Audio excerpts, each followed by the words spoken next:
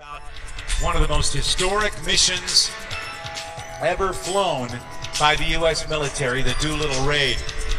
We'll see a P-47 Thunderbolt, the Thud as it was called, designed and built here on Long Island. We'll see a P-40 Warhawk. We'll see North American Texan trainers and lots more.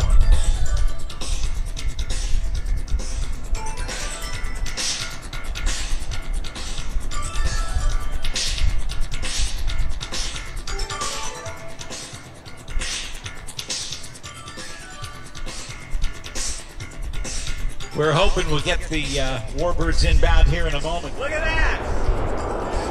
Give them away! They can look out and see.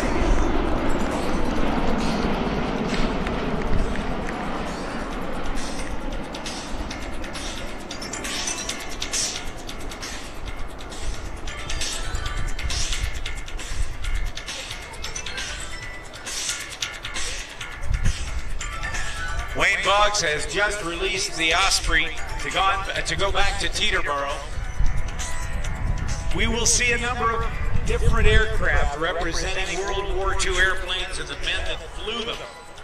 One is a twin-engine airplane. And as we look for it, we'll tell you the story of the most famous air raid and air mission that ever took place.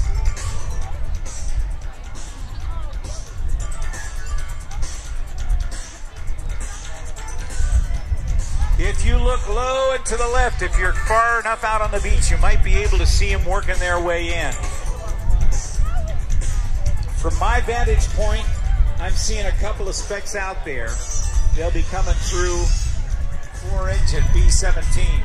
The twin-engine B-25 Mitchell bomber, Mishap, actually flown for was Hap Arnold's airplane. Army Air Force General Hap Arnold. The North American T-6 trainers with their 600 horsepower engines. Hopefully we'll see a P-40 Warhawk. It was known by the Royal Air Force as the Kitty Hawk. And now, ladies and gentlemen, here they come, the Warbirds from the American Airpower Museum.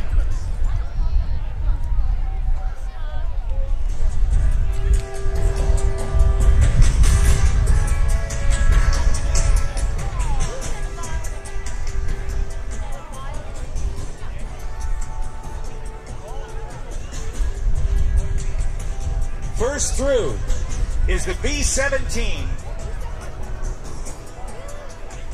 High above, the fighters, the Mustang, the Kitty Hawk, or the Tomahawk, if you will, and the Corsair. A TBM Avenger in trail, but coming across right now, the B-25 Mitchell bomber.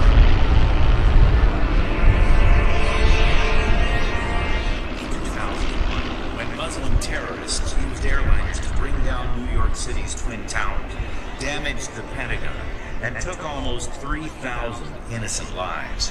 But not so many of you will remember December 7th, 1940. It was to become a horrific scene of death and destruction.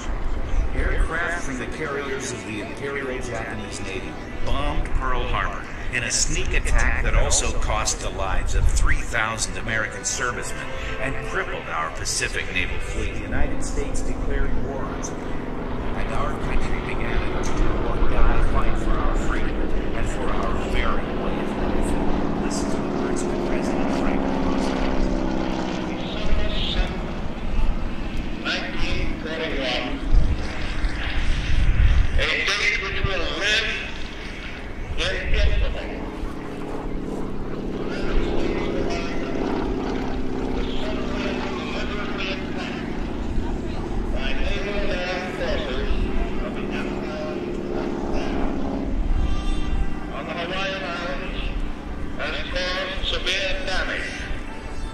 American naval and military forces. I regret to tell you that very many American lives have been lost. With confidence in our armed forces, unbounding determination of our people, we will gain the inevitable triumph so help us God. Theater of operations, they were being pounded at every turn. Morale in the country was horribly low. The American people needed a boost, and our fighting men needed a shot in the arm as well. The president called for a secret plan to bomb Japan and put his military leaders to work. Just a few weeks later, 2 U.S. Army Air Force officers, a general and a lieutenant colonel, sat at a table in a Washington hotel. The general laughed at him, but then, knowing what was at stake, began to take notice. Finally, he said his important the mission was to bomb Japan. That island country hadn't been attacked on its own soil in over 2,000 years, and the Japanese felt that their homeland was invincible. How to accomplish this mission was to involve types of military hardware never intended to work together. A surprise attack on several Japanese cities. The type of airplane was new to the Army Air Force, but it was deemed to be the right choice. One American B-25 bomber. The lieutenant colonel who hatched this plan was Jimmy Doolittle. He had been a flight instructor in World War I, and in the following years had become one of the most famous aviators in the world, setting records and becoming a household name. He was chosen to join this assignment. The 710th Bomb of the Army Air Force was the first unit to receive the B-25s, and the crews loved it. Doolittle called all the men together and needed volunteers for a dangerous mission, but he couldn't tell the target. He said there was a very good chance of it. In spite of what they didn't know, every man in the room stood and volunteered, and they began their work on the most daring air mission ever conceived. The Doolittle raid, 28,000 pounds. That's 14 tons of airplane, fuel, bombs, bullets, and crew. The takeoff distance for a loading mission was approximately a quarter mile. To launch these heavy airplanes from the deck of an aircraft carrier with no catapult was a task that would require the first airplanes to take off in only 467 feet. Testing at Eglin Field in Florida required crews to make the takeoff in only 700 feet. After training had been completed, the bombers were flown to California, and on April 1st, 1942, 4 months after the attack on Pearl Harbor, 16 B-25s were loaded aboard the aircraft carrier USS Hornet, and they headed toward Japan, 400 miles to the coast. Launch, fly low and slow about 50 feet above the water toward a point detection by Japanese radar, then pop up to 1,500 feet to release their bombs on military targets in the cities of Tokyo, Osaka, Kobe, Nagoya, and Yokohama. But on Saturday morning, April 18th, when the Hornet was still about 800 miles away, they were spotted by a Japanese vessel. Doolittle, afraid that the boat may have radioed a warning to Japan about the Hornet and her carrier fleet of ships, quickly gathered the men together and said that they could call the mission off. All the crewmen said they wanted to continue, even knowing they probably wouldn't have enough gas to get to their bases in China. Scrambled aboard their planes, the Hornet turned into the wind, reached its maximum speed, and the first B-25 was launched. It took off safely, as did all the other bombers. By 9:20 a.m., the 16 planes were on their way. Within about 5 hours, the planes reached the coastline and steered toward their assigned cities. Each of the Mitchell bombers carried 4 500-pound bombs. Amazing. The raid was a complete surprise.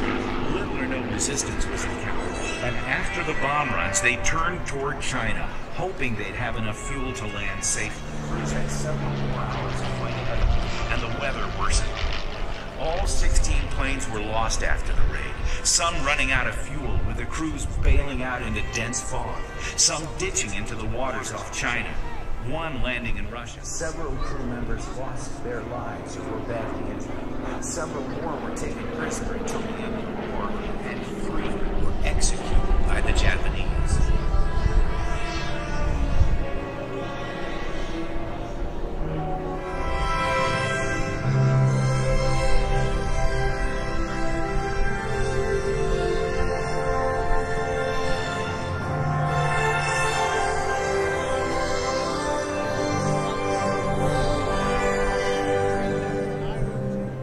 Even though relatively little damage was done by the raiders, the safety of the Japanese people was shaken.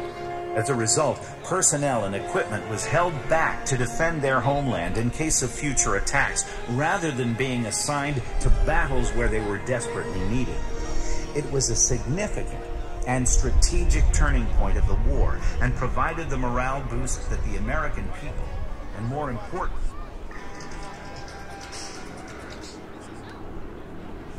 well, unfortunately, we lost the story on that, but more importantly, our men, fighting men and women, needed. That raid was the raid against all other air missions before and since have been measured. And there's the B-25 Mitchell bomber from the American Airpower Museum, piloted by Jim Vosell. That is the kind of airplane that flew that daring mission. Ladies and gentlemen, how about a nice round of applause for all of those men who participated in the Doolittle raid in 1942, 72 years ago.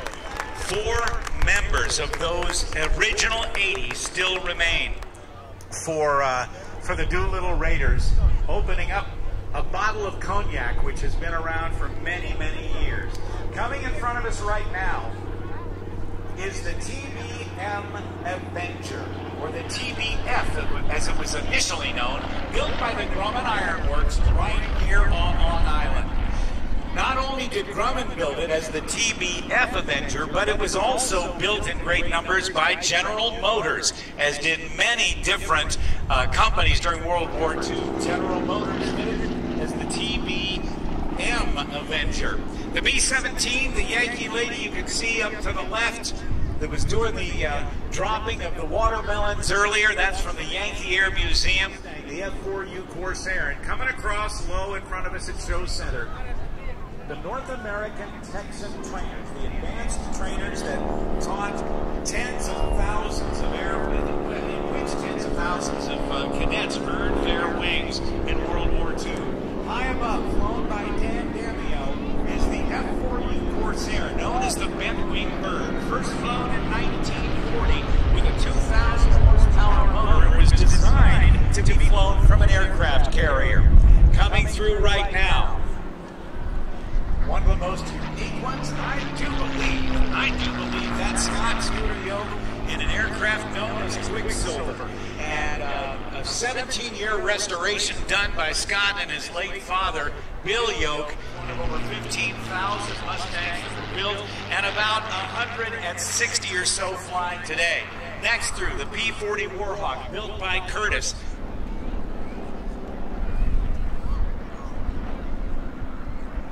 I had to take my headset off to make sure I was hearing it right. That's a T-28 Trojan from used at the beginning of the jet age as a transition trainer from propeller aircraft to jet aircraft, also built by North American. 99 before it went into production. Built by a couple of different manufacturers, but primarily by Boeing.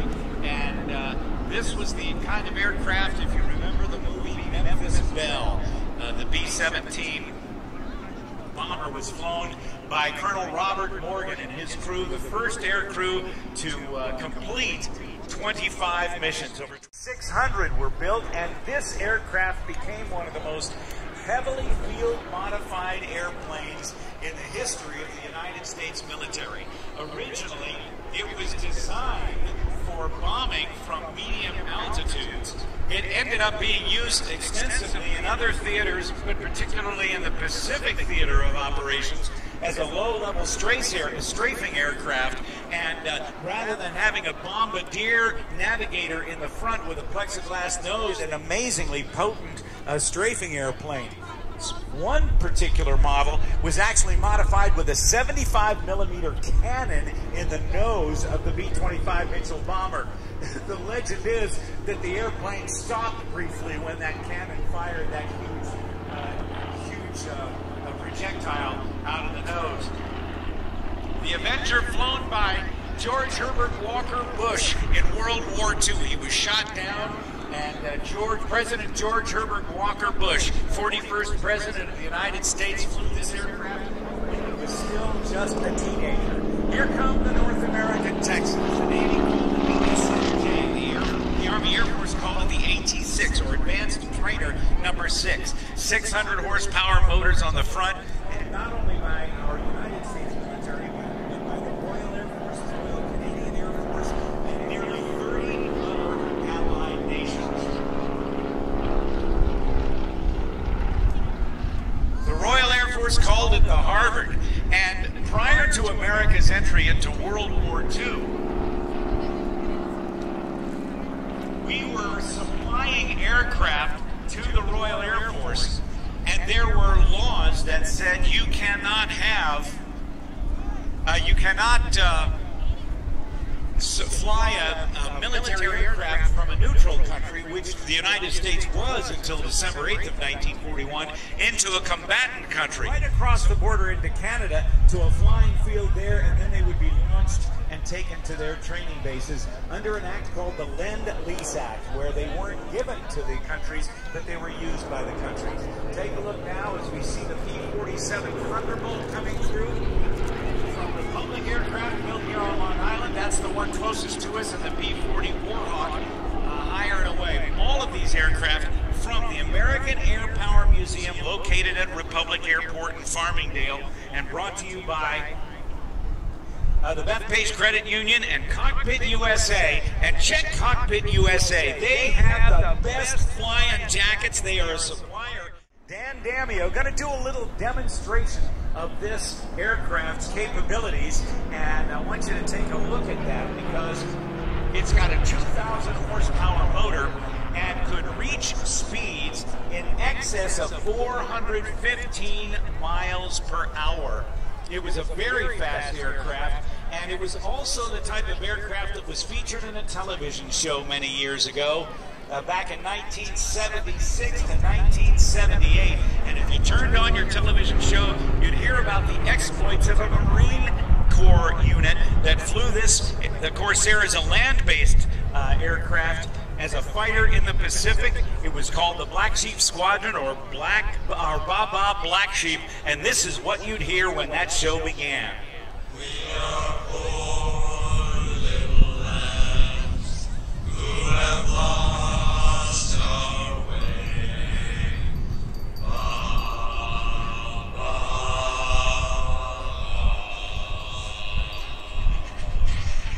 Initially designed to be flown off an aircraft carrier, the pilot sat so far back in the fuselage because of that big 2,000 horsepower motor and the propeller that had a diameter of 13 feet 6 inches that he was having trouble landing on the deck of a carrier, so it was assigned to Marine Corps units in the Pacific. That's Dan Dameo at the controls. Let's watch him see. Rolls the airplane over on its back. Look at the bent wings. Built by Chance Vaught Corporation. They had to have a very long landing gear to keep that huge propeller from striking the deck of the carrier during those punishing landings. 15,000 or so, depending on whose history book you read. Look at it climb! Up over the top. From West Virginia, Scott Scooter Yoak, flying a Mustang known as Quicksilver. The stripes you see on that B-51 Mustang were known as invasion stripes. On the D-Day invasion of Normandy, France, German-held France, on June 6th of 1944, there was a huge invasion by Allied forces of the beaches of Normandy. And in order to keep our own guys from shooting down our own planes, they put painted stripes on all the airplanes. Scott and his dad worked on this aircraft for about 17 years, and we lost Bill to cancer just about 2.5 years ago. And we miss him a lot, but Scott continues to carry on in this incredible airplane that actually has historical roots going back to a request by the Royal Air Force's British Purchasing Commission for North American, who was building their trainers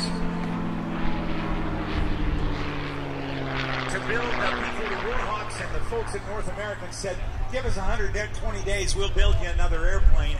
And that is the airplane that came out of it. The last models of which the P-51H actually reached a speed of 487 miles per hour. Beach right after we break for a couple of minutes of commercials. We'll be right back.